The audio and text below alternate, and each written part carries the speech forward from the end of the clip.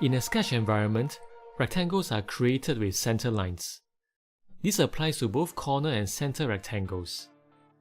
When you drag on the edges, the rectangle changes in a symmetrical fashion about the center line. However, this behavior might not be helpful in all situations.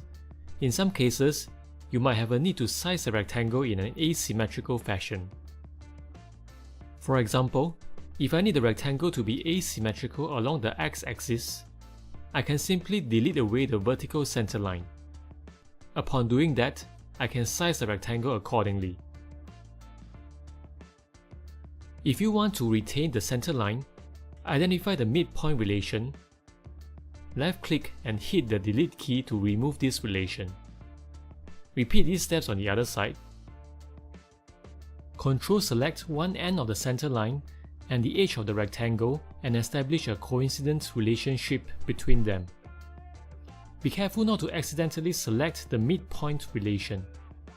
Repeat these steps on the other side. This produces the same result.